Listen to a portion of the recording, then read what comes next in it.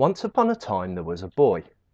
One day he was told a story by his parents, who he loved and trusted very much. They told him about a wonderful box. Inside the box was the most amazing reward anyone could ever have, a reward so wonderful that it cannot even be imagined. The boy could see the look of love on his parents' faces as they told him about this wonderful box. The boy wanted to open the box straight away, but his parents told him he couldn't. "You can't open the box straight away," they told him. "Opening the box too early stops you from getting all of the wonderful things inside it. While you wait, you should learn as much as you can about it." As he grew older, the boy did learn more about the box. He learned that he had to work to get the reward inside it, and that he would only get the reward if he did good things instead of bad things. It didn't take him long to realize that doing good things made him feel good, like a little reward. Sometimes he found it difficult to know if something was good or bad. When that happened, he felt as though the box would help him through his heart. When he got things wrong, his heart would feel sad, and when he got things right, his heart would feel happy. Sometimes he couldn't tell what his heart was telling him, so he would ask other people. He knew when he had found the right teacher with the right answer, because it would make him feel happy in his heart. Over the years, the boy met people who had boxes of their own. These people also said that they had the most wonderful box in the universe. It made sense that there would be enough boxes for everyone, but these people had different ideas of what was good and bad. Their boxes surely could not be real. The boy closed his eyes and asked for help to understand. After some time thinking, he realized that the others might not be listening to their hearts properly, or maybe they were listening to the wrong teachers. Excitedly, he asked his teachers about what he had learned, and they told him that he was right. He continued his life, feeling good for doing good things, and feeling bad when he did something wrong. He gave some of his pocket money to charity and helped people when they needed him. Sometimes he would think about those poor people who had the wrong boxes. How could he help them? He was sure that they were wrong, but they didn't know it. Did they think he was wrong and didn't know it? He now enjoyed doing good things so much that he was happy to do them without getting the reward inside the box at all. He asked his parents if it would be okay to open the box as long as he promised not to tell anyone what was inside. He didn't think it would be too much to ask, but his parents told him that opening the box would be very wrong. Even thinking about opening the box was very wrong. If he opened it, then he would not get what was inside the box, and everyone would be very angry with him. He felt bad for even thinking the box might not be real, and he said he was sorry. His parents forgave him. One day one of his uncles visited. His uncle asked him, "What's in the box?" The boy started to tell his uncle about the box. As he did, he could feel his whole face light up with love. "That's very interesting," said his uncle. "How do you know?" "Pardon?" said the boy. "Has anyone ever looked in the box?" "No." "Then how do you know what's in it?" The boy thought for a minute. Then he said, "My parents told me what is in the box. They wouldn't lie to me. People around me were also told by their parents what is in the box. We know this all the way back forever. That's how we know what's in the box." "Shall we open it and have a look?" asked his uncle. "No," said the boy. "There is no reward for people who open their boxes."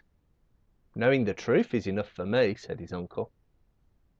The boy also wanted to know if what he believed about the box was true, but the idea of opening the box felt wrong, and it made him feel scared. "It is wrong to open the box. Everyone will be angry." His uncle stood and rubbed his chin. "I know," he said. "You aren't allowed to open the box, right?" "That's right," said the boy. "Is there a rule about not listening to the box?" "Not that I know of." His uncle left, and then after a short time returned with a stethoscope. He slid it around on the box and listened. Interesting, he said, and handed the stethoscope over to the boy. The boy listened carefully and asked, "What is it?" "It's quiet," said his uncle. "Whatever is in the box isn't moving, or it would make a noise." "Maybe it doesn't move," suggested the boy. His uncle rubbed his chin again. "If we could see through the box without opening it, that wouldn't break the rules, would it?" The boy thought. The answer in his heart was unclear, but he couldn't think of any reason why it would be wrong. "I think it will be okay," he said. His uncle disappeared again, this time returning with a camera. "This is a thermal camera," he said. "If there is something in the box, it will look hot or cold, and we will see it on the camera. If we are lucky, we will even get to see the shape of what is inside." His uncle pointed the camera at the box and stared at the screen. Interesting," he said. The boy was excited. Everyone would surely be proud of him for learning all he could about the box without breaking the rules. "What is it?" he asked. "It's not hot or cold," said his uncle. The boy felt sad that again he had learned nothing new about the box. He thought for a moment and said, "Perhaps it is something that is the same heat as the box." His uncle smiled and said, "I thought you might say that, so I brought some scales with me. Let's weigh everyone's boxes. If your box is different, then it will not weigh the same as the others." The boy agreed, and so they started to weigh everyone's boxes. Finally, the boy looked down at his own box, and then slowly lifted it onto the scales. "That's odd," said the boy. "What is?" asked the uncle. "It weighs the same as all the others. I've learned nothing." The boy was confused. He knew that if one of the boxes was different, then it should be easy to find which one it was, but they all seemed to be the same. He also knew that if all of the boxes were the same, then everyone would think the same things are good or bad. But that's not what was happening. He thought back to the lessons of his teachers. They had said, "Perhaps all of the boxes are real, but nobody understands their boxes properly except for us." He thought of the other people with boxes of their own. When had their teachers started to get things wrong, and why hadn't they noticed? He wondered, how can we be sure anyone is right? Suddenly he felt scared. He tried to push his thoughts to the back of his mind so that he wouldn't have to think about them. "Open the box," said his uncle, smiling softly. "No," said the boy. "Is it important to know what is real?"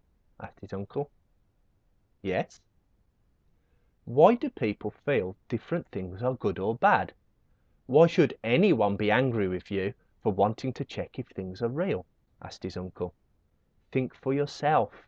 Open the box and learn." "I believe I already know the truth," said the boy. "You believe you can't open the box. You believe you can't even think about opening the box," said his uncle. "I'm not saying your parents are liars. Sometimes people just get things wrong. When people get something a little wrong, and then their children get it a little bit more wrong, and so on, you end up with something that is very wrong. In the end, you get lots of people with lots of different ideas that are all wrong." You thought you learnt nothing about your box. Really, you learn lots about it. What is inside doesn't move, it isn't hot or cold, and it doesn't weigh anything. You have learned that your box is just the same as an empty box. Open your box and find the truth. The boy leaned forward and held the lid of the box. He was scared, but he wanted the truth. He knew far too much about the box to stop now. He wanted to know everything about the box.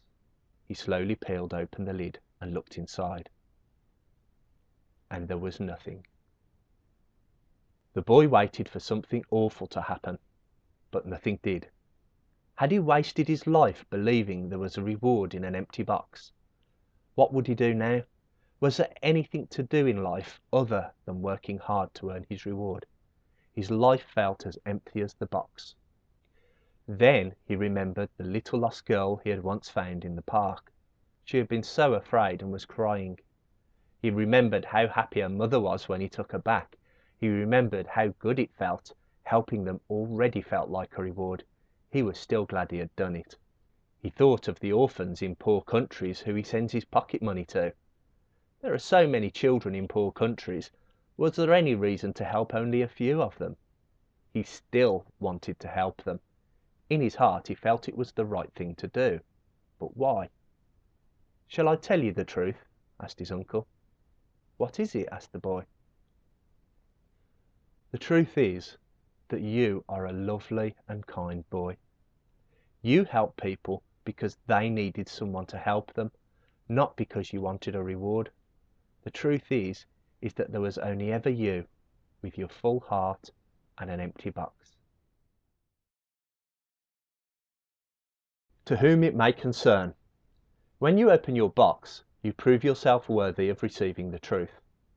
The truth is that you have been given an amazing gift, the gift of life without the need for a box.